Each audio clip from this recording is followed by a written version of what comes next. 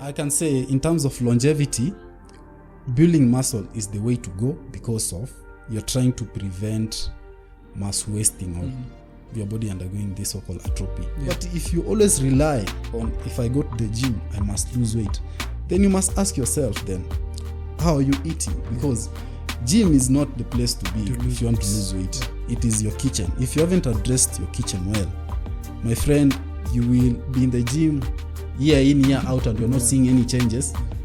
And maybe the issue is not even maybe you're training very well. Don't complain and say, I've been in the gym for the past these years, and yet you haven't addressed other issues, you know. So you have things like stress, you have things like sleep, you have things like nutrition, you have things like hydration. That is besides exercise. So if you want to have the quality session, number one, without digging deep, try to hit those muscles twice in a week. They will respond better as opposed to you doing single time in a week. You understand? Your body will respond even better. They say deadlift is not a problem. Being unable to deadlift is the problem. Precisely.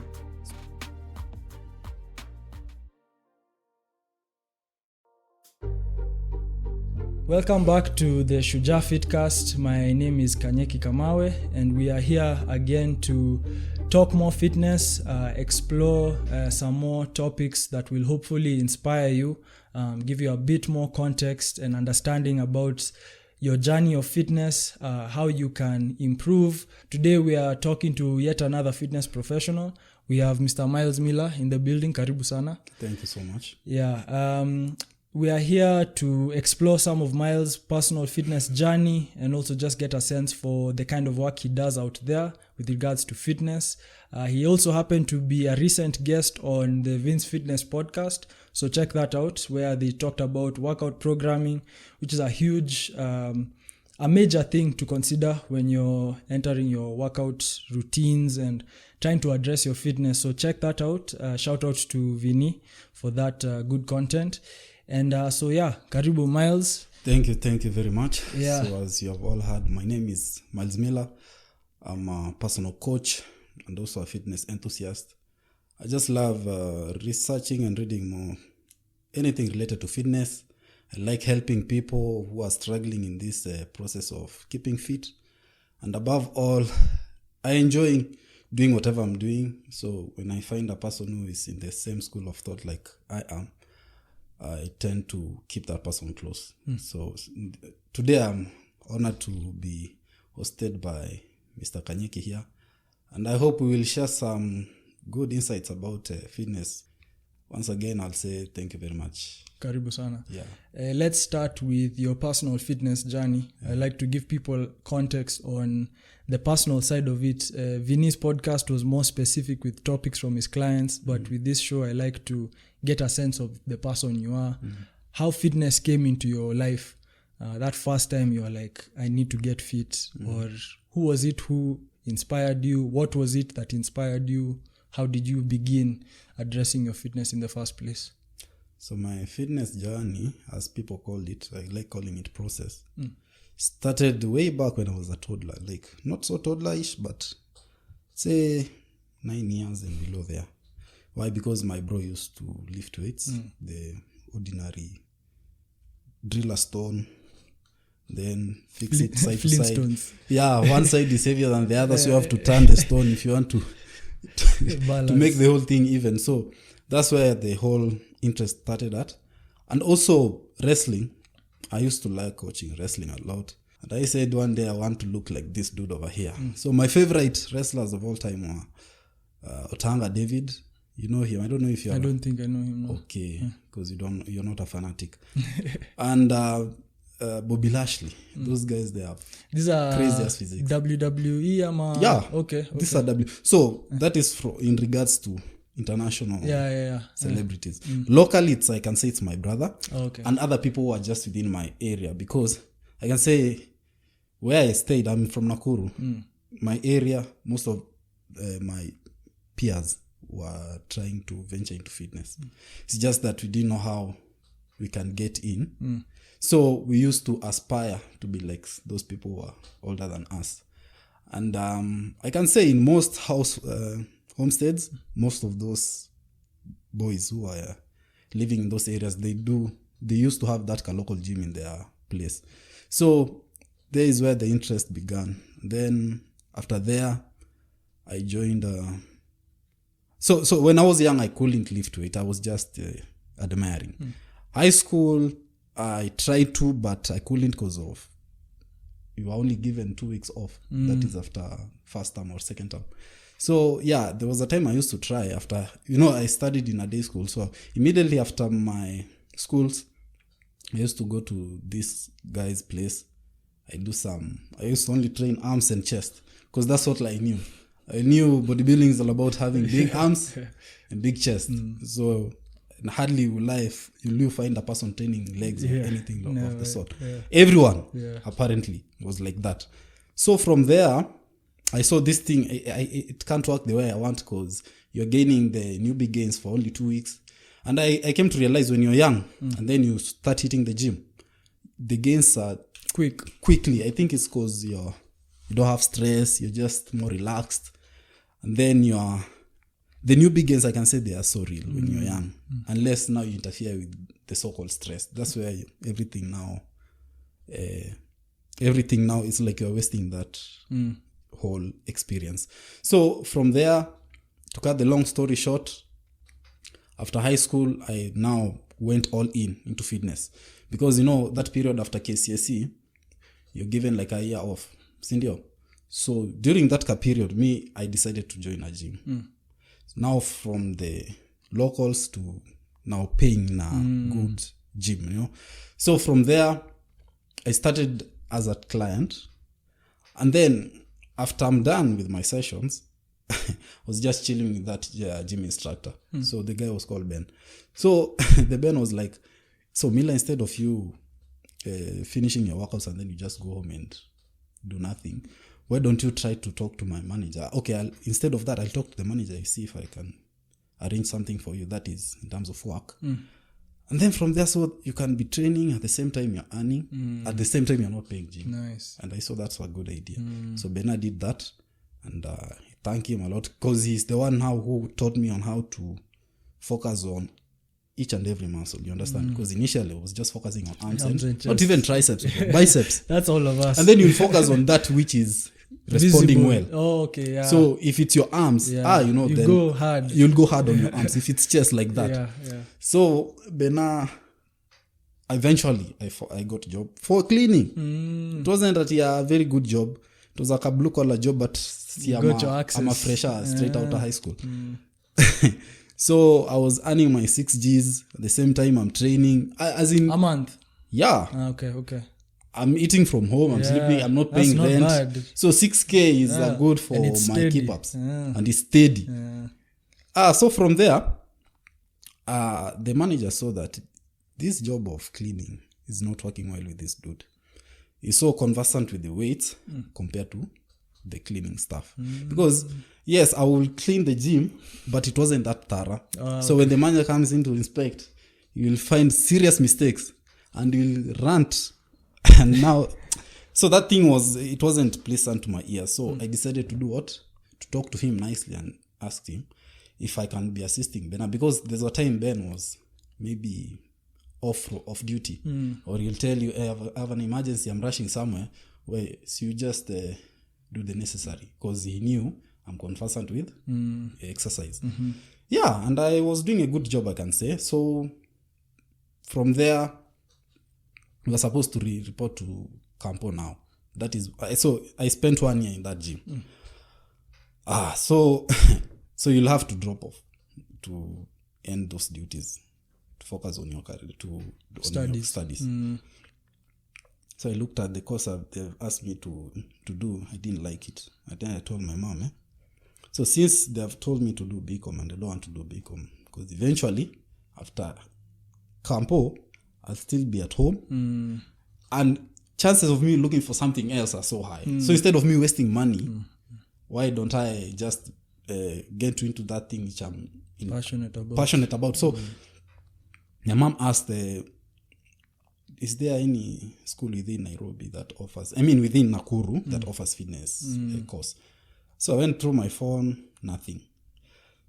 So everything that was happening, like every course that was related to fitness was only in Nairobi or Coastal, that is Mombasa.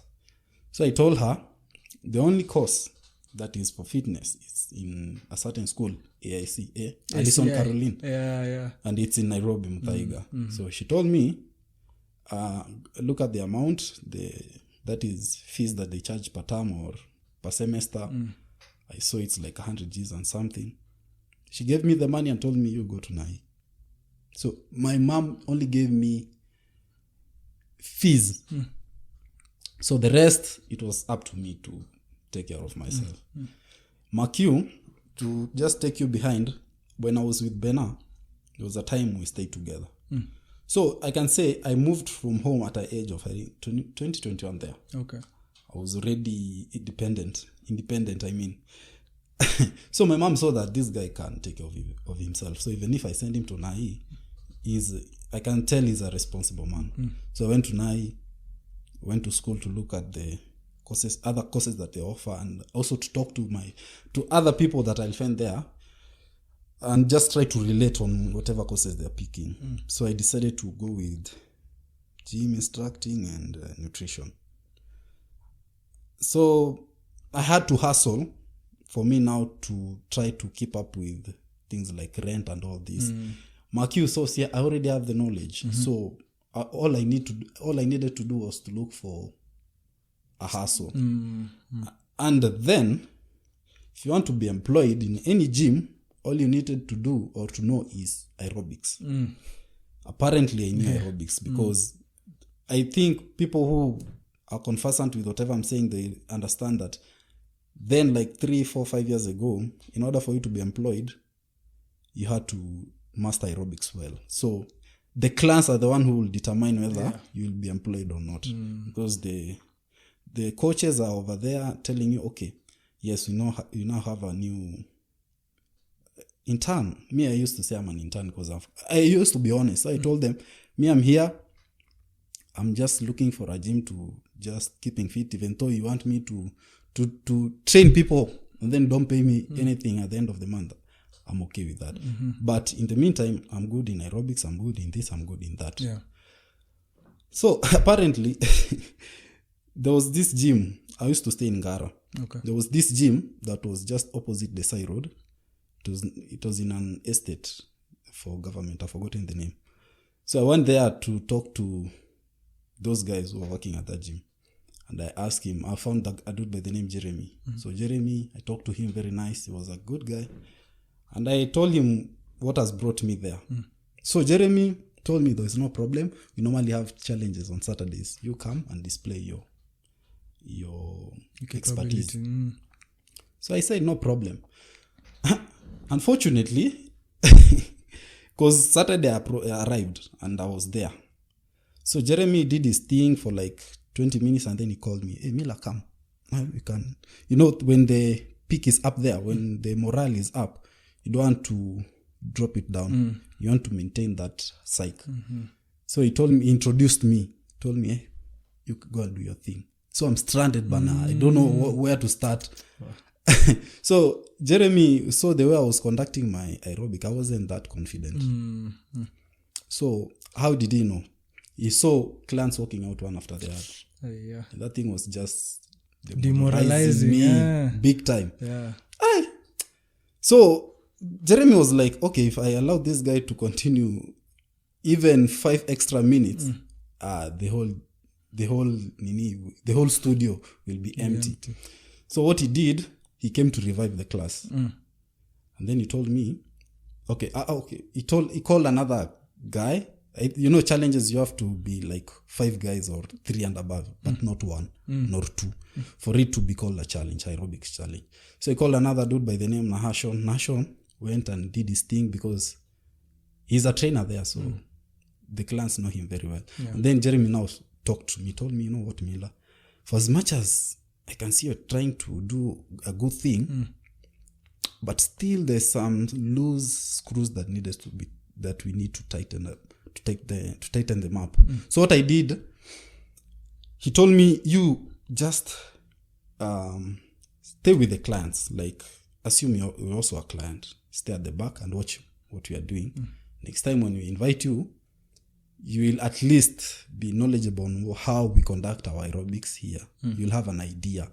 And I saw it wasn't a bad idea. So I was humbled. So I said, no problem. Because if you introduce me to something new, and then it will take me like a couple of weeks, like 3 weeks for me to get familiar with it. So it took me a snap of a finger for me to understand what he meant. So to cut the long story short, I eventually got a hustle in that gym. So at least, but I wasn't there full time. I was just being paid partly. So I was doing part time because of school. So fast forward, I decided to start trying something else, like personal training.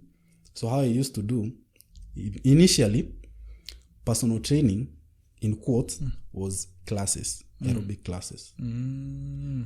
So when you hear somebody is a freelancer, you definitely know this person does classes for aerobics. That's how he earns his living. Or either he has been employed in a gym, So I assume that is a routine in Nairobi. So even me, I had to embrace that. So I never got employed. I was only searching for classes, aerobic classes, and then they pay you in the evening or at the end of the month or the way you've agreed.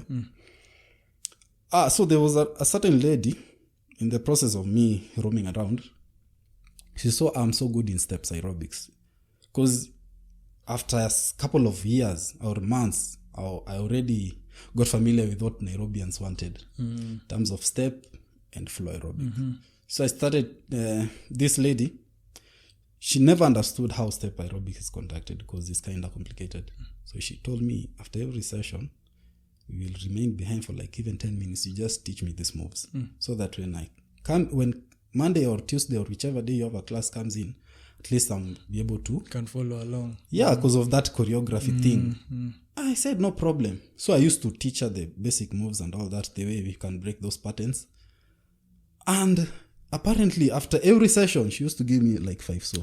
Hey, okay. I'm like, I was just doing it from a polite note. She told me, no, Mila, you have done a good job. You see, right now I'm understanding what you're teaching me. Hey, I'm like, kumbe, you can teach one individual and you make something from it. So the lady, the more she understood, the more she was adding the pay. And I'm like, so the money this one person is giving me is what I'm being given by the gym, like per session. So if the gym is paying me like 2K, this person is paying me 2K, one individual. So I started getting some interest. I started getting interested in this so-called personal training because we did not only do aerobics, we also did weights. Because it reached a point, she told me, Mila, I also want you to train me weights because how come you are doing aerobics at the same time you have nice physique? So I'll want to know the secret behind that. Because if I look around, most aerobic coaches, they are skinny. And how come you are not? So I told her, me, it's because I eat a lot. So I knew from the word go, it's all about calories. Seems like these guys were burning a lot of calories and they're eating less calories. So that's how I knew people are getting skinny from doing aerobics. So even it was like a culture for a person to grow skinny who is fat, wants to grow skinny. The only dose or the only prescription will be given or she'll be given is aerobics or cardio. Things that's where the whole culture began from. So I told her, I normally do aerobics and I normally lift weights. There's no a single day will pass by without me doing weights. And above all, I try to increase my macros. So I know today I've overdone it, so I need to eat like this, And then, so I started getting tired with these so-called classes and started focusing on one-on-one. So I applied for personal training in smart gyms and they called me and I got it. So it was like a whole new thing when I went to smart gyms. So it was like a personal training based gym, like they were focusing more on one-on-one as opposed to classes. Yeah, that's how I started this whole called personal training. And it's been a nice journey or process. I've encountered so many ups and downs. And I can say it's the best thing that ever happened to me because I'm now familiar with what it takes for one to lose weight, for one to keep fit, for one to tailor down a good program that will be that will incorporate both aerobics and weights and all that. The way I train that lady, you understand? For sure. Yeah, and that's interesting. Getting a sense of gym culture locally, there's the sense that fitness is aerobics, just like you said. It's like if you need to lose weight or get healthier, it's aerobics. It's aerobics, yeah. So there's this, we've pedestalized aerobics and maybe / cardio in general. What do you think is the reason for that attachment, and do you think it's now changing, or do you think there's still a lot of work to do in terms of getting people to understand? Because I assume the understanding between like me and you, for example, is that you're better off, not better off, but yeah, you are better off including strength training, weightlifting for Definitely. an overall, for the body that most of us want to have. It's gonna include some weights. So what do you think are we transitioning out of that thing? I think we are transitioning because of COVID. COVID brought in a whole new thing. Because initially, it's like you have crossed over from COVID era to this era. A lot has changed in terms of fitness. So initially, before COVID, so many people are relying on these classes I'm talking about. You understand? And since COVID struck, what happened? People now started doing these home workouts. Isn't that so? Yeah. And they saw results from doing, now they have transitioned from doing a class or these aerobic classes to doing home workouts. You understand? It's mostly strength stuff. And the coaches or personal trainers had to adhere with the situation if you pay close attention. So I can feel like, we are transitioning slowly by slowly. Though there's a bit of some work that should be done.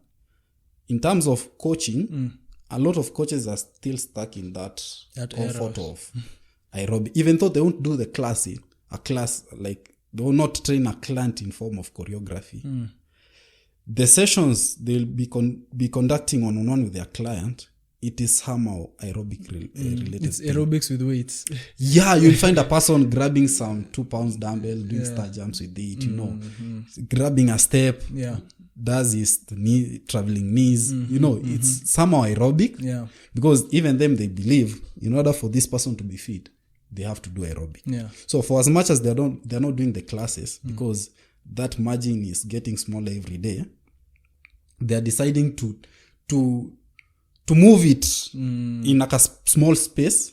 It's not aerobic.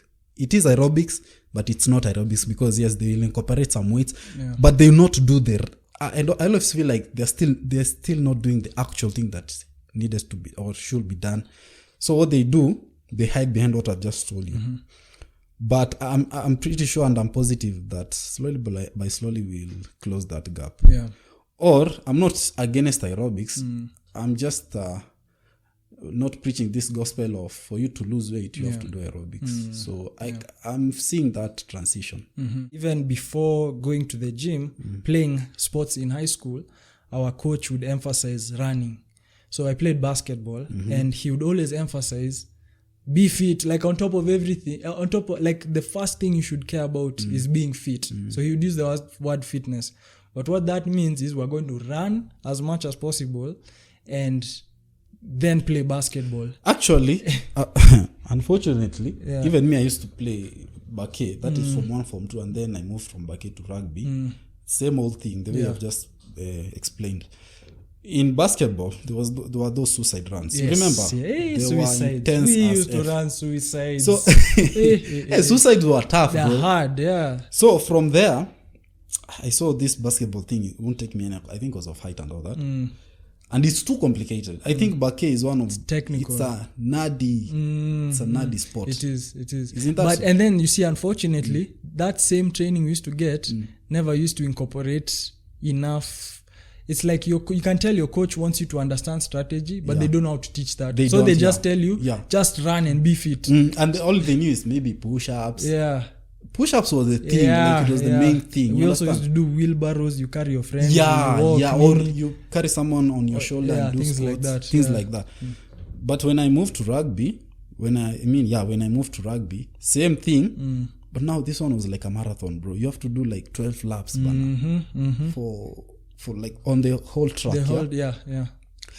But what motivated me is when there were these events known like Spring Sulu, these rugby events. When now we used to go for these events, we'll find out that the rugby players, they were having nice physique. Yeah. And in the club itself, it had a gym. So I used to peep and I see how these guys are training. And I also got interested on knowing how these guys are doing their thing. How come they're doing the explosive on the pitch and they're still bulky and all that, you know. So that's when our coach told us, you can access the club, that is NSC, when you're free. So we were given that, we were privilege of accessing that gym. So every day there was a time, maybe after I've closed school, the rugby players will remain behind and we'll train maybe today from our pitch, that is Menengai, or not Prince Luke, but NSC, the club. And since we are having that privilege of accessing anything, most of us were accessing the gym, trying to do those activities, or the tires, those flipping those big tires, pushing that scrum and all that. So I can say that's when I started knowing that it's not must you do these suicide moves in order for you to be fit and all that. Why do you think strength training is a better approach for fitness overall? Strength training, because the more we age, the more we lose muscle mass. And you'll find out that once you have started losing your muscle mass, that's where the problems start arising. Start suffering from joint aches. You start suffering from fatigue, because you don't have those pillars to support your activities. And in most cases, you'll find even these people who have been doing aerobics for a very long time, they're the same individuals who will complain about joint pains, elbow pain and all that. You understand? In terms of longevity, building muscle is the way to go, because of you're trying to prevent mass wasting or your body undergoing this so-called atrophy. So me, the reason I always advocate for building muscle is because of longevity. So if you want to make the journey or the process sustainable, I'll always preach the gospel of lift weights, try to build muscles, try to have a program that is based on, that revolves around strength mostly, and then use cardio just to complement the whole. It's an accessory. The problem has been, I think and then because I saw it in myself, my journey was not like yours. I didn't start off with weights. Like I said, high school, running. So that thing was indoctrinated into me, is that fitness is running. So even when I started going to a gym the first time, I was on the treadmill 30 minutes before I even touch a weight. Sweating. I had to make sure I sweat. It's like if I don't sweat, I have not warmed up, or I'm not ready. The problem is, so people use sweat as a metric to understand whether it's effective, whether they have worked out. Isn't that so? But now the thing here is, when you're sweating, your body is just telling you that let's eliminate that excess water from the system. So how do you eliminate water mass? Because if you're sweating, you're just cutting off the water mass. You're not dropping off the fat mass. And your target should be fat, not sweat or water. Sweat is just a byproduct of the activity. Like, whether you like it or not, you'll have to sweat because of the activity you're doing. Whichever activity you're doing, you'll still sweat. You can even be talking and you sweat. Will you say, I'm losing weight? Of course you are, but you're losing water weight. I mean, TD Jake sweats when he preaches, but he's still still fat. Isn't that so? So you cannot say, me, if today I haven't sweat, then I haven't worked out. What you need to know is how your body, the composition of your body. There is water mass, we have muscle mass, and we have skeletal system. So once you start sweating, a sweat should tell you it's a byproduct of the activity that I'm doing. And you can get rid of water weight. So when you say you have depleted water from your system and then you step on the scale, you see the scale weight, you have lost weight, but you have lost water weight. That's even how boxers normally do it. Like if they know they have a match maybe 1 month from now, they will not lose muscle weight. Yeah. They always lose water weight. Yeah. And that's the same gospel that has been preached by most trainers, that in order for you to be fit, you must do all sort of pounding activity.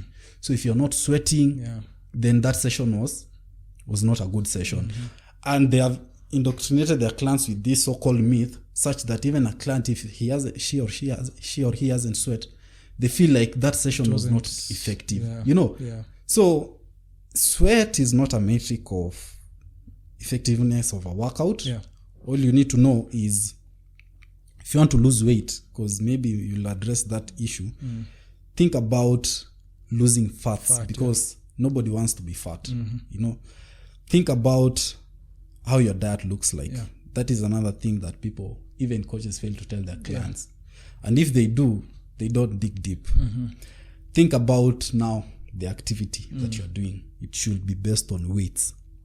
So once you have understood that small science, losing weight will become easier, because all you need to do now is to be on a deficit, and then now start lifting weights. Now, once you start building muscle, even burning fat or losing fat becomes easier, because now you have the tools for losing weight. Yeah, we need to emphasize that more, because people think that muscles are all about aesthetics, but muscles functionally actually help you lose fat quicker.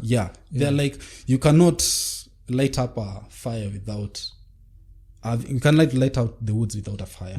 So if you want to lose fats per se, you must have this so-called fire, which is now the muscles, to help you with this goal that you want. You understand? So in most cases, people that's why they tend to have this: today they are fat, tomorrow they are small, because they have not understood the whole idea of weight loss. You should know that when you're trying to lose weight, you should look for a sustainable way of weight loss. So that's why you'll find out, even ladies, when they're being given the quick fix of losing weight, they will disappear. Most of them, they normally disappear. Then they go and flex to their friends. Few months later, they come back bigger than how they were before. You understand? And then they start. So you'll find out these people, their journey has always revolved around fat loss. And fat loss shouldn't be like your main goal. That shouldn't be your primary struggle. You can't be saying from January to December, fat loss, the next 7 years, I'll always be targeting fats. Fat loss is always a byproduct of consistency. So once you have accepted this will be my lifestyle, because if it's not your lifestyle, you'll always be on and off. But once it's your lifestyle, you'll understand on how you go about it, this whole thing of fat loss. Even fat loss will not be a priority in your it'll just be procedure. Something that happens in the background. It will be happening even without you knowing. You'll be like, Allah, kumbe I've lost weight. But if you always rely on, if I go to the gym, I must lose weight, then you must ask yourself then, how are you eating? Because gym is not the place to be if you want to lose weight. It is your kitchen. If you haven't addressed your kitchen well, my friend, you will be in the gym year in, year out, and you're not seeing any changes. And maybe the issue is not even maybe you're training very well, but since you haven't addressed your nutrition, then you'll be beating about the bush. And that's the thing, is that sustainability is so crucial, because I don't think a lot of people understand that hamster wheel of chasing weight loss. Because, okay, let's say for example you start doing cardio today, and you're doing your 30 minutes to an hour of cardio on the treadmill every day. It'll reach a point where your body gets used to that cardio, and it stops having the effect. It resists. So your body essentially gets to a place where it's so used to this cardio you're doing that you have to add more cardio, because if you don't, there's no effect. And then, as you're saying, you're not addressing what's happening in the kitchen, you can even end up gaining weight. Actually, what people don't know, again, is when you're in the gym, you're not there to lose weight. What will happen is you only lose weight after that activity. So the afterburn, the NEAT, effect. The NEAT, NEAT, non-exercise, something thermogenic effect. The thermogenic effect is what will determine whether you lose weight or not. So it simply means when you're at home, the things that you're doing, like right now, the way we are talking. So that afterburn, I'm still burning fat. That is what that matters. When you're in the gym, you are not necessarily losing weight. You're just trying to accumulate your muscle with lactic acid. Now, after you have teared your muscle down, because that's what normally happens in the gym. You're toning and tearing your muscles. Now you go home, get that quality rest. That's when the good things happen. Yeah. So don't complain and say, Ati, I've been in the gym for the past these years, and yet you haven't addressed other issues, you know. So you have things like stress, you have things like sleep, you have things like nutrition, you have things like hydration. That is besides exercise. Yeah. So exercise should be even your number 10. Yeah. So you must first address these other things before you start complaining, why am I not losing Because weight? also, if we were to address those things first, even before exercising, you'd still end up a lot healthier than before. Yes. Yeah. Because being fit is not only lifting weights. Yeah. Being fit starts from your mind now to your body. So if your mind is not fit, because we literally do everything with our mind. Yeah. So if your mind is not fit, if you're always sleeping late hours, if you're always not hydrating, if you're always not active after gym, you still not see results. Yeah. Isn't that so? Yeah. You have to know, you have to have a goal. Yeah. You have to know on how to go about this goal. You have to address those basic issues first. Then from there, you will attain whatever physique that you want. That is, if you make this a habit or a lifestyle, you know. Yeah. And then it's not easy the way people think. You know, people think that I'll go to the gym maybe 1 month and get whatever thing I want. Yeah. You understand? Yeah. Being fat itself, it will take you months for you to be fat. Yeah, what about now being fit? It takes you more than whatever you think, you know. So I always say this whole process of being fit or losing weight, it's all about consistency. It's not even about perfection. Apana. It's about relearning and learning, you know. So, and if you want to make your journey even easier, you must try to find a coach, so that, you know, like me, it took me 7 years to get here. But you'll find out in this era, somebody even takes 1 year because he already have the information on how to look a certain way. But if you don't have this information, you'll find out it will take you so long years for you to just attain that. You know, so that's why at times I always feel like if you're not so sure about your goals, just find a person who is familiar with that which you want. And then from there, that process will be a walk in a park. Personal trainers, I think, they're a cheat code in a sense, because they shorten the time. What are some of the other big challenges you find with communicating fitness to different people out there? We've talked about the cardio myth, the challenge of getting people to think about their fitness differently. What are some other challenges you think you can share that can help someone who's listening to this to understand more about fitness? What are some of the things people approach you with and you're like, where did you get this from? Hey, there are many. There are so many. Let me just mention some but a few. Like, the first one is you have to train for over 2 hours in order for you to see changes, which is another myth. You know, your body will only take that which it can. The rest, it will be either waste or detrimental. It will just be detrimental. So you have to know that this is the amount of work my body can handle. That's one thing people don't normally understand. When you train past a certain time, your body just take it as now fatigue. It takes it as it's not that of considerate. No, it's like a waste, you know. So you'll find out people, for them to spend 2 hours in a gym, it's because of the rest in between sets. So you tend to extend that set, and at the end of it all, you'll find out that an exercise that was meant to last for maybe 20 minutes, it will go up to 1 hour because of those small things. Another thing, it's not a must you do 10 exercises in a session in order for you to feel you have worked out. In most cases, you only need to do 3. Let's say, for instance, you're doing legs, because legs, in most cases, people spend a lot of time just doing legs. So number 1, we have, let's say, quads, you have glutes, and you have hamstrings, right?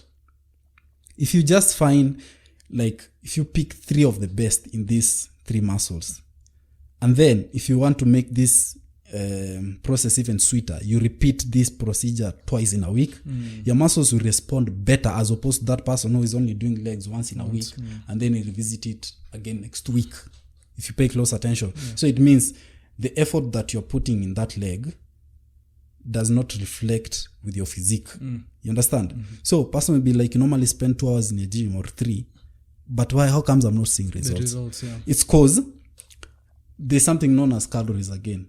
Whatever you're consuming will always reflect on your physique. So in most cases, you'll find a person, most people who are skinny wanted to be, let's say, big in terms of muscular. Yeah. So a person is spending 3 hours in the gym. He has done leg extension, squats, leg press. So your body will only take maybe 2 exercises. The rest is waste. And out of those 2 exercises, it will only maybe take 3 sets. The rest, instead you did 5 sets. Or and you in your head, you think you've done a lot. The more I do, the more I gain. And that's why most people normally get cramps after exercise, muscle cramp. It's because you have also depleted the electrolytes. You have overdone it until now. All the electrolytes, they have gone into waste. So you feeling sore, it should be a metric of it should tell you you're overdoing it. Soreness should be it's like your body talking to you saying, hey, you guy, today you went past the optimum line. So the thing here is your body will only take 3 exercises. There's a topic known as effective training. Like how many sets should you do in a session? How many hours should you spend in a session? How many exercises should you do in a session? And in most cases it's 3. They have told you.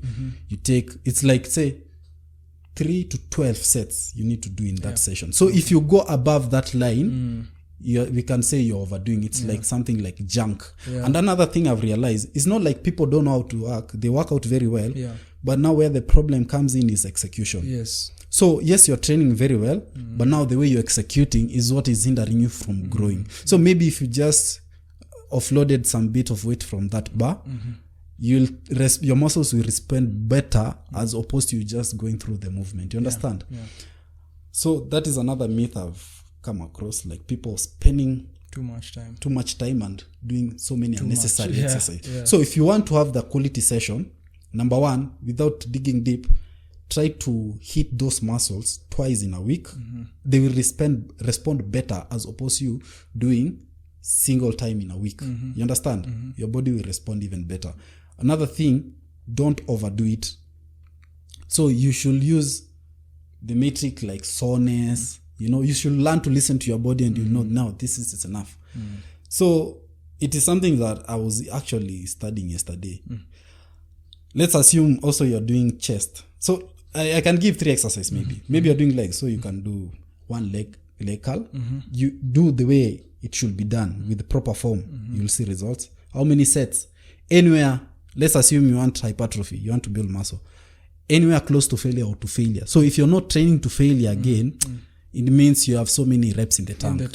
So you need to try you're not giving the best effort. So you either need to add the load or reduce the tempo. There's a way of, you can do this so-called progressive overload. You can do any form of leg movement. It could be squats, it could be lunges. That will target your quads. How many sets? At most 3 to 4. Four you have gone abroad. Glutes, the good thing behind glutes is that it is always assisted with other movements. Like when I'm doing lunges, I'm killing like 2 birds. I'm doing quads and glutes at the same time. When I'm doing hip thrusters, I'm doing hamstring and glutes at the same time. So you can also find that one movement that will compensate your glutes, or 2 that will compensate glutes and hamstrings, or quads and. So if you want to do this, those other machines that you want to attack, try them to do them next time.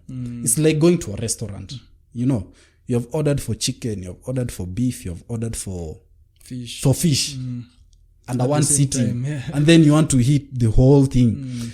It's even the waiter will be like, even everybody will be like, Connie, this guy, he hasn't eaten for days or what? So instead of you wasting that food, you'd rather say, lunchtime, I'll eat beef, dinner, I'll eat steak, or chicken, and then in the morning, I'll take maybe eggs. It's way much better as opposed to Trying to stuff everything. Yeah. So that is the exactly how your body view you when you move from one machine to the other machine. Because it's like, are you trying to feel the machine or are you trying to feel the muscle? You know, you'll be like, okay, I'm done doing leg press, but that machine looks fancy. Let me try it out. So instead of you going trying it out, save it for next time. That's what I normally say. For chest, same thing. You only need 3 exercises. Imagine, maybe you need bench press, something that is the bar, the arms are like this. Then you're just pushing. It could be even a machine, like they have seated down and then I'm pushing forward, right? Or I've lied on a bench, I'm pushing upwards. Same thing. And then you also need something that will meet at the center, so you can do something like dumbbell press. And lastly, you need a machine, any form of machine that will make you meet at the center, your arms meet at the center. That is, let's say, flies. You only need, imagine, 3 exercises. And that's why they came up with this in regards to whatever I've just explained in terms of sets, repetition, and even time, resting in between. Resting in between is another thing which I haven't addressed. People think they have to rest for 1 minute because they're in a rush. Now I'm talking for these people who they only have 1 hour in the gym. No. When you rest for 1 minute, again, there's something known as recovery after every set. Your body, for you to push the next set harder than the first set, you have to have a quality recovery time. So they always advise, science shows that at least 2 minutes to 3 minutes, depending with the volume. Okay, so that is in regard to any other muscle. Okay, that's why they also came up with the so-called different sorts of programs. They said push-pull legs. When you're doing push-pull legs, people don't know that when you're doing push, you're doing every push muscle. So you're doing chest, shoulders, and triceps. Imagine if you do chest, shoulder, triceps, you say, I'll only do 3 chest exercise, 3 shoulder exercise, 3 triceps exercise. You'll spend less than those hours in the gym. Now, the problem with the gym bros, you'll find them, they're doing 6 chest exercises, 6 shoulders exercises, 6. It's all junk volume. It's like a junk they have explained about food, you know. So your body will only take maybe 3 out of every other thing you have done. You understand? Same applies to shoulders. Same applies to back. Even back, since it's a very huge muscle, you cannot tackle it under one session. That's why they say repeat it twice in a week. So and you'll find to emphasize, you emphasize. And you'll find a person. It's not like they're doing something quality. They are just repeating themselves. Because maybe I'll go to a seated row, and then from there I go to a lat pull down. This same thing is just that the angles have changed, but they're still affecting the same muscle. You can't tell me when I'm doing chest press machine and I go to do bench press machine or a Smith press, there's a difference. There's no difference because the dynamics are still the same. It's just that you have changed the angle. And that's where the time wastage comes in. And that's where the time wastage comes in, you know. So whatever I'm saying is in relation to any other muscles. And if you cannot afford to tailor down a program, think about you revisiting that muscles twice in a week after it has recovered. So how will you know your muscles they have recovered? If you're not feeling sore, it means you're good to go. If you're constantly feeling sore, it means there's something wrong with the workout. It's either you're overdoing it, it's like an overkill, or you're not getting enough nutrients, because protein helps you to recover. That's why people should know that nutrition is a key when it comes to building body or muscles. And also recovery. It's a very, very important aspect when it comes to this whole thing of hypertrophy. So I can address that one is the side of hypertrophy and other myths that you may come across. I think I've addressed. Another thing now I can address is strength. When it comes to strength, you'll find out people tend to bail out every day. They're going all out every day. You find a person from January to December has been lifting heavy deadlifts.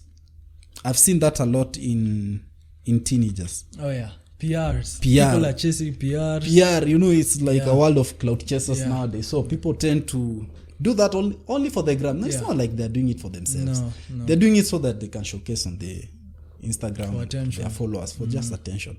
So what you need to do is, when you're doing strength training, this is what you need to do. You should always reserve some reps in the tank. Why? Because you shouldn't compromise your form when you're exercising. when the moment you have started compromising your form, that's when you're starting to invite things like injuries. Yeah. That's when you're starting to invite things like fatigue. Yeah. That's when you're starting to invite things like complaints. You know, oh, I hate deadlift, it gave me injury. I hate squats. Yeah, like you know, the exercise becomes the enemy. The enemy, yeah. And it should be a friend. Yeah. So they say deadlift is not a problem. Being unable to deadlift is the problem. Precisely. Squats is not a problem. Yeah. Being unable to squat is the problem. Yeah. So what do I mean? When we are tailoring strength program, I read somewhere in a certain study, there's nothing like 6 reps and below, the way they say, or 5 reps and below. No. All they normally emphasize is try to reserve some reps in the tank. You can even do 20. It will still promote strength and hypertrophy. What do I mean? When I'm doing strength training, only I say me, I'm a strength guy. I always focus on strength, the way powerlifter does. They will still have the appealing physique. Yep. Why? Yep. It's because whatever thing they have done, they have pushed it either almost to failure or to failure. You know, so anytime you're subjecting your muscles to failure or close to failure, the response will always be strength and hypertrophy. That's a must. Because you cannot control your body. So what am I saying? When you're doing strength, there's a way you should always have a program for strength. You know, today I'm doing deadlifts. Next day I'm doing squats. Next day I'm doing chest.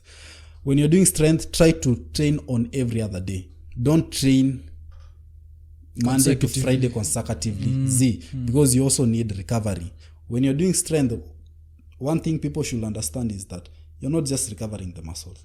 You're also recovering the CNS. Central nervous system. And which is the most important thing when you're training. Explain a bit about that, because that's something I don't think I hear people talk about often, is the effect. How does the central nervous system interact with the body when you're exercising? The way I told you, we do everything literally with our heads, with our brains, that is. So when I'm deadlifting and I'm pushing heavy ass weights, like I'm going all out, you'll find out in most cases people even normally collapse. What has happened? There has been short of oxygen in the brain, and that's why they have done what?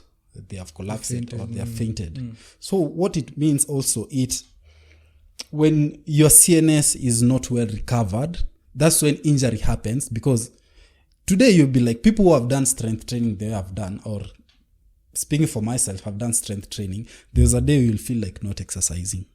What does that mean? It means your body needs proper rest. It means you need to do a deload. It means you're pushing so hard and you just have to do something. Also, it means if you don't take care of whatever is happening, you might end up getting an injury. If you're not feeling fatigue, it means you're good to go. But if you're feeling fatigue, you'll be like, hey, today I feel like my hamstrings are tight, my back is tight. And this is not just psych. We're not talking about just psych. This one is not like thieves came to your place yesterday and invaded your house. Now you're not feeling like training because these guys, they have just me up. It means you yourself, you're not in the mood, you're not in the zone of exercising. Why? Because you're feeling tired, you're feeling some type of way. So those are the signals that your body is trying to tell you, go for a walk. Today, when you're going to the gym, just go and do accessories. Don't think about doing deadlifts. Do some stretching. Do some stretches, do some mobility, you can even, that's the day you can decide and walk on a treadmill. It's a good way of recovery. You know, people don't know how to recover. Active recovery. Active recovery does not mean chilling in your bed or in your house. It means you must step out of your house, go for that walk. You can decide to go for swimming, as in do whichever sort of activity you normally enjoy. You can even decide to do some gardening. That is all in the name of recovery. So that is in relation to CNS. You're still recovering from yesterday or the other day activity. So that and you realize when you come back to the gym, you'll be much stronger and much energetic. You understand? So also another thing people need to know is there's a time whereby you'll need to take like a week off. It's very, very important. So you see the beauty behind having a workout program. It will tell you when to take a week off. You know, like me, I can remember when I used to do my strength training. After end of every 3 weeks, I must do a deload. That's a must. 50% off. No matter how heavy, how strong you are. If you normally do to 50, half of that, you're just working. And you're not doing strenuous sets. You're only doing 2 sets, 1 or 3, and you go home. Why? Because you're also trying to do what?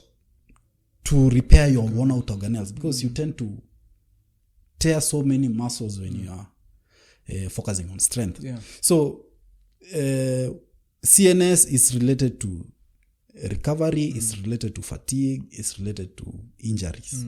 So when you get injury out of the blues, just know you never listen to your body. Yeah.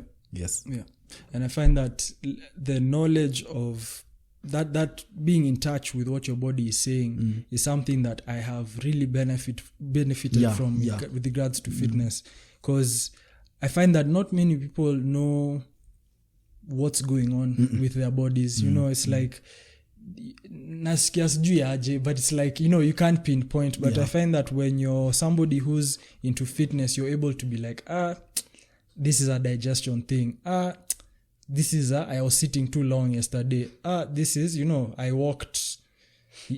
I wore the wrong shoes yesterday or something. You're able to pinpoint, you know, like, that's true. This that's is what's true. going on with my body. Whereas most people are like, I just feel bad. Yeah. And you don't know even how to move on from that feeling bad. So you just pop a painkiller and move on with Actually, another thing I've come to realize, people don't want to visit physiotherapists regularly. Yeah. They only visit physios when they're injured. When they're injured, which is very wrong. See, when you know you have trained for at least 2 months consecutively, it's high time you go to a physio and just do some rehab here and there, do some therapy here and there, so that you're also trying to prevent injury from happening. You shouldn't just visit physiotherapist when you're injured. No.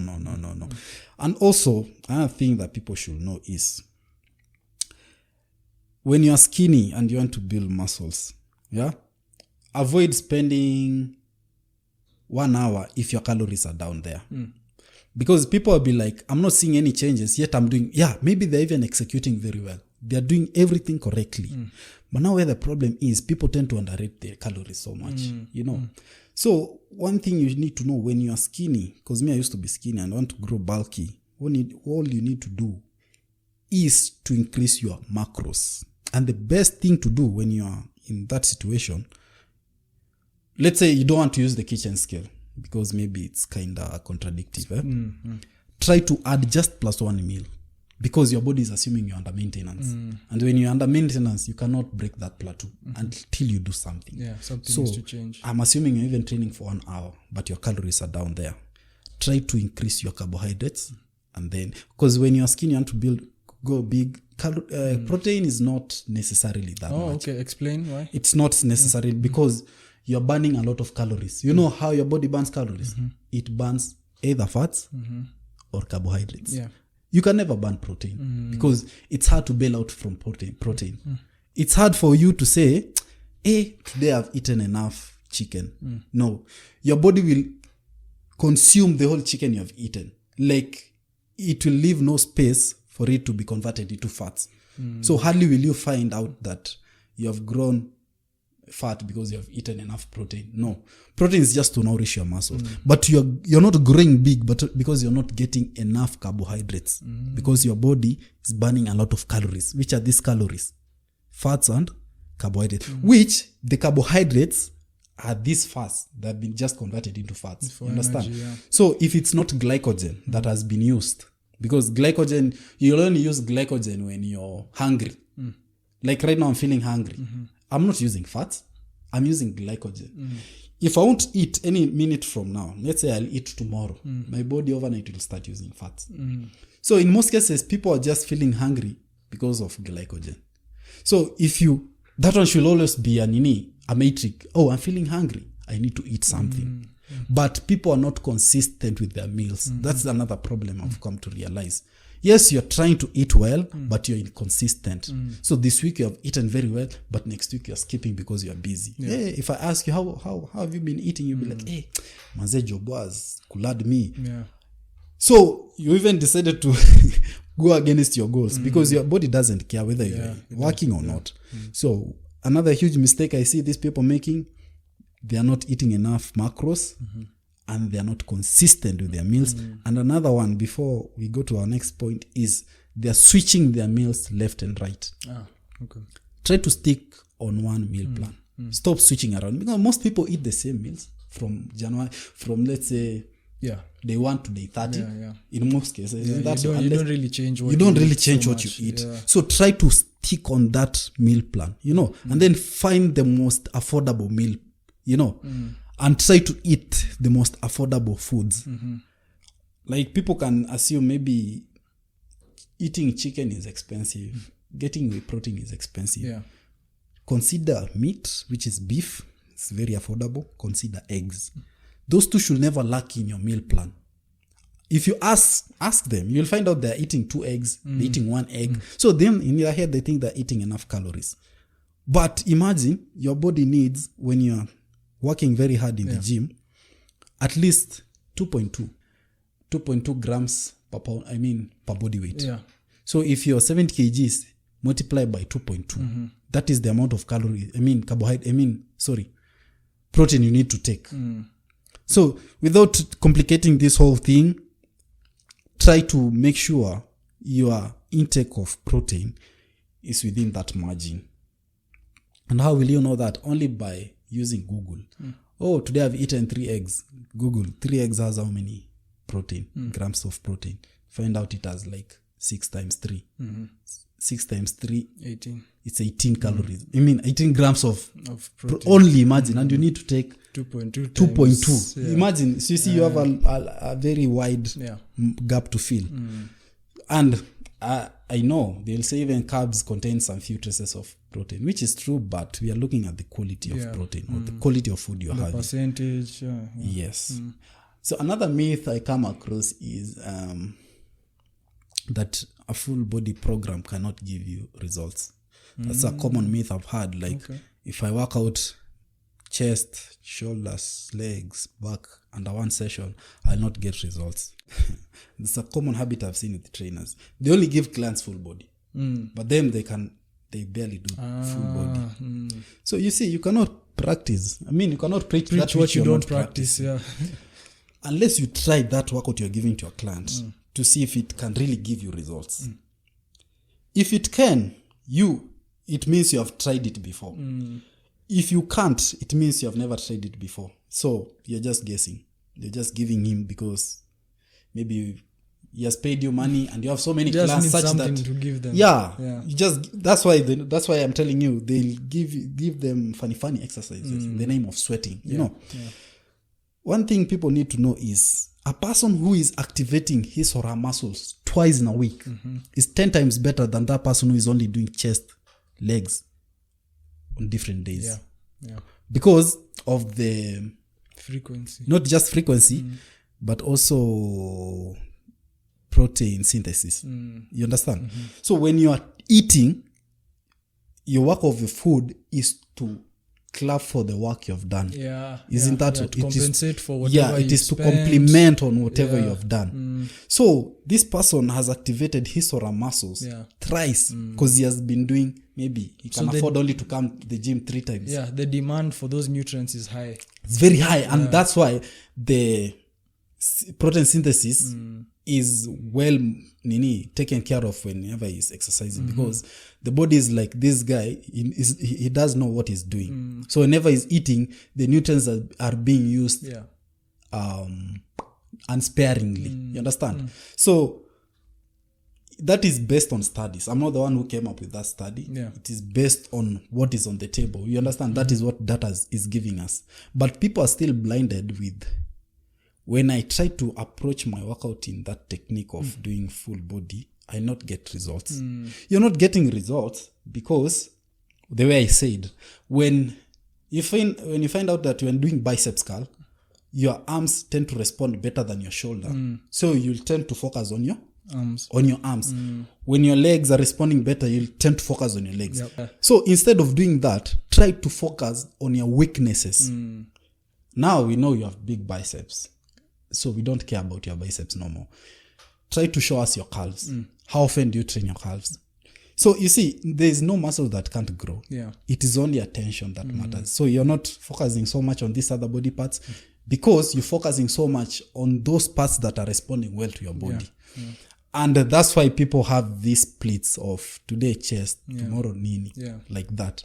I also think another thing that happens is that when you say full body, because of the lack of maybe proper programming, people are trying to do what you said a few minutes ago, which is you're trying to do 5 sets of shoulders, 5 sets of arms, 5 sets of legs, 5 sets of back, 5 all in the same, and you're calling that a full body. Can you imagine? Yeah, which is not sustainable. Which is not sustainable. Your body will only pick that which it can. The rest, fatigue. That's why you're feeling sore. Yeah.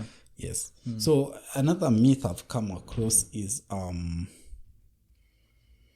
this one I have to disagree with Anthony. Okay. Yeah, I'll have to disagree with him because he's saying sugar is the enemy of progress. Sugar is not the enemy of progress. Studies have shown that sugar has nothing to do with being fat. What results to being fat is these other habits that you do behind the curtains. It could be overindulgence. You know, overindulgence is what now is effing people up. Yeah. You understand? Not sugar, because what sugar does, it will only excite your cravings. You understand? There's something known as energy balance, which I think Anto you should have addressed on that one. Energy balance is about calories in versus calories out. So no matter any food that you're eating, no matter whether it's sugar, whether it's complex carbohydrate, as long as you have surpassed your energy balance, you gain weight automatically. You understand? So what does that mean? The problem with sugar is now it will make you to overindulge, which will now affect your daily caloric intake. Yeah. So because the sugar makes things taste better. Yeah. So you want to eat more. You want to eat more. Yeah. That's what the sugar does. Yeah. But studies have shown us that gaining fat has got nothing related with sugar. They've done that study by people who are eating good organic food, others were eating bad food that is processed, but they were all under the same calories. So what happened is these people who are eating complex foods, they were feeling satisfied for a longer time as opposed to these other people. These other ones, because when you're eating simple carbs, it burns quickly, so you'll always be craving for more. That's what sugar does now, you know, because we have people who are eating organic foods. Let's assume people from Shags, they're all eating organic foods, right? But some of them are fat. Why are they fat? Is it because of sugar? We have people who have abstained from sugar. They have totally abstained from sugar, but they're still fat. Will they say that they're more fitter than those people who are not eating sugar? That's a good observation you've made, because I struggled with that comment Anto made. And shout out to Anthony Njoroge. He's been a guest here. That's the interview he's referring to. Anto's comment, I believe, was that as long as you're eating fruit, you're getting fat. Because he mentioned fruit and just sugar. He said sugar is the enemy. And I think I tend to agree with what you're saying, but I think I see what he was trying to do, which is, you know, sometimes with fitness, you need to find the quickest way to communicate a problem area. And I think in a way, because people don't identify that sweet things are making them eat more, explaining to them what you're saying might take a bit longer than telling them stop it's eating making sugar. You fat. I know. So there's always that balance. Okay, with fitness, another thing I think is when people are eating sugar, they tend to, you see, breaking that habit tends to be like hard, to be so hard. So we always look at sustainability. Yes. Always look at the word sustainability, because if I decide to change my diet and now decide to eat like this religiously, there's this one question of, will I be able to sustain this? How long will you stay on it? If I say I'll go for OMAD, which again he pointed out, he said 1 meal per day. For how long will I sustain that? So you'll find out when it comes to sustainability, that approach will not favor such people who are not into that lifestyle. You understand? It's just like, how can I put it? I wanted to use an example. So, okay, let me not use the example. When you want to now switch your habits, your bad habits to good habits in terms of nutrition, me always prefer this. Start off by reducing your calories. No matter what you're eating, try to start reducing, especially if you're not using the scale. So what I always advise, instead of getting rid of, try to minimize. Yeah. Getting rid of has never been the solution. If I love chapati, to tell me to stop eating chapati, it will be so hard. A hard fight. Because even him, he said he ate wheat. He likes wheat. Yeah, what does that mean? Yeah. Abstinence is not there. It's not the key. It's not the solution. The solution is reduction. So the education that people need to understand or to be taught is on energy balance. Personally, I always advocate for this. If you're trying to lose weight, try to reduce the consumption of eating fruits. I'm not against fruits, but try to maximize on consumption of vegetables. And then somebody might argue, oh, how will I get the nutrients? You know, when you're eating fruit, the only thing you're getting is nutrients, the vitamins. The rest, sugar. So what does that mean? If you overconsume fruits in the name of I'm eating healthy, you and that person who is eating lollipop, same WhatsApp group, because this food will result to you overindulging in the same foods that you like. Wow. After some few hours, you'll feel hungry and you'll go for your favorite meal. Yeah. Your favorite meal will be what? It will be, again, simple carbs. It will be chapati. So you'll find this person is revolving around sweet things. So I discourage people from over-consuming fruit and maximize on vegetables, you know, because it has that thermic effect of the burning after burning effect.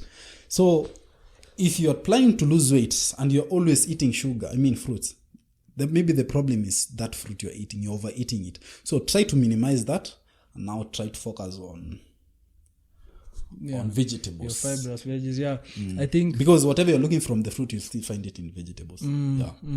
I think what I get from a lot of what you're saying, if I was to capture it into a few phrases, would be one, of course, sustainability, which is something that I really appreciate and I always want to communicate with people. Second is less is more. That's another thing that's something that's not associated with fitness a lot. Less is more. And especially, and I'll be honest, for those of us who love fitness, it's a message that even us sometimes we don't want to hear because we love being in the gym. It's like if I have the energy to do more sets, sometimes I'll do the more sets just to feel the pump, to feel nice. Just for the pump, imagine. Just to feel good, but it's not sustainable. It's not sustainable. So when we're trying to communicate to people what's essential about fitness, the less is more conversation tends to get left out, or maybe we haven't figured out a good way of communicating with people, which is something I think that, and it's with so many things, even like you're saying with nutrition, it's not about completely just going vegan and all you eat is this, and being as long as as long as it works for you, doesn't mean it will work for everyone else. Exactly. You understand? Yeah. So if my approach of diet is OMAD or vegan or paleo or keto, if it works for me, it doesn't mean it will work for everyone else out there. There's a person who wants to enjoy his favorite drink. What will you tell him? So you see, if you understand that science behind energy balance, you'll find out there is no enemy. Eating guashes or sweet potato or cassavas, as long as you go above the intake, you'll still be fat. The advantage was you eating guashes on that complex carbs or those tubers is it will make you feel full for a very long time. As opposed to this person who is relying on rice. And it's not, you see, the thing with such things is that it's not that guashe is magical. It's just that over time, because you eat more complex carbs, you tend to be full for longer. So you tend to make less, they tend to have less kitchen damage because you're not constantly picking for food. That's true. So it's not that guashe is magical, it's just that it helps you it changes your habits. And that's, I think, the basis of all these things. Yes, for sure. It changes your habits. Currently, are you working at a gym at the moment? Are you offering freelance services? No, I'm just offering freelance services. Okay. I'm not working in a gym. I think the way I was introduced into fitness, I wasn't into the so-called being employed. Okay. I wanted to enjoy my freedom. So I'm a freelancer. It could be house calls. It could be you call me in your gym. We do something. Yeah. So currently I'm based at Karen, opposite Waterfront, in the Karen Plain Roads, just at the junction of Waterfront, and also within Lavington. Okay. And also now virtual online. That's what I'm doing. And then share with us your social media where people can, because you post a lot of good fitness information also where I think you can help people. So tell us your social media handles as well, where people can reach out to you for your services. So it's like Miles Miller, Miles_Miller 254 on all social handles. Nice. Yeah, Twitter, TikTok, Instagram, Facebook. I'm not that active, but also Facebook and YouTube. Yeah, nice. And if for any reason you want to hear a bit more about some of his ideas, again, like I said, he was on the Vince Fitness podcast, a good episode on workout programming specifically. As you've seen, he has a lot of knowledge in a lot of different aspects to do with fitness. I appreciate your time today. Let me address one last. Go ahead. I think another myth that I've heard or I've come across is about steroid. Though I haven't dug deep into steroids, but I know a little about steroids, is that steroid makes you big. No, steroid don't make you big. Food are the one that makes you big. Steroid just helps you in the recovery. Yeah. It fasten your recovery. So when it fasten your recovery, then you can spend all those hours in the gym. Because you're cheating. You have a cheat code, yeah? And all the 6-7 sets you want to do will have the effect. Yes, exactly. Unlike a normal person who it will just damage you. For sure. Yeah. So if the problem with people is they want to look like Ronnie, but they don't want to do what Ronnie does. You understand? Yes, he'll show you how he works out, but he won't show you what it takes. No, you understand? Yeah. So if he's taking steroid, just know he's working that hard. He's lifting heavy weight because of recovery. His recovery is very... Imagine... your recovery, for you to feel like you have recovered fully from a compound lift, maybe from a heavy deadlift, it will take you roughly 72 hours for you to be fully recovered. Yeah. For this other person, it will take him maybe even 12 hours or less, and he has fully recovered. Yeah. The next minute, you wonder, this person had an injury just 2 weeks ago. And he's already good to go. He's doing crazy as lifts. It's because of that recovery. So that's why I normally emphasize, when you're training, always prioritize your recovery because there is where the whole secret is at. And the nutrition. But if you don't address those two, you're only religious in your exercises, but you're not religious in your recovery and nutrition. You'll just be beating about the bush, and you'll be questioning yourself, hey, how come I'm not breaking this plateau? Is because you haven't addressed one major issue, which is recovery and nutrition. And it reminds me of back to the financial example we were trying to give, which is you can earn as much money as you want, but if you don't save, invest, do all the management, your money is not going to go anywhere. Actually, by the way, if you are a critical thinker, fitness and finances or financial side, so they are so parallel if you just pay close attention. In terms of it's a similar process if you want to achieve either of the two. Yes. This is true. Thank you very much. I appreciate your time today. This has been a good discussion. I think if you're listening to this, I'm sure you've learned quite a bit, and you've provided very clear distinctions of all these different things that people struggle with, and I think it's a good thing. Karibu tena. We can have more of these sit downs. I know these myths are so many, bro. I cannot complete the whole of it. Check him out on social media. Reach out to him. He has a lot of good information on Instagram, TikTok, like he said, and reach out to us as well if you have any further questions in the comments of this video. Till the next episode, thank you for tuning in. We'll see you on the next one. Asante. Peace. Thank you for listening to the Shujaa Fitcast.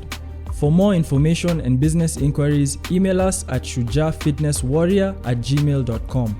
Follow us on social media at Shujaa_fitness on Instagram, at Shujaa Fitness on Facebook and TikTok, and subscribe to our channel at Shujaa Fitness on YouTube.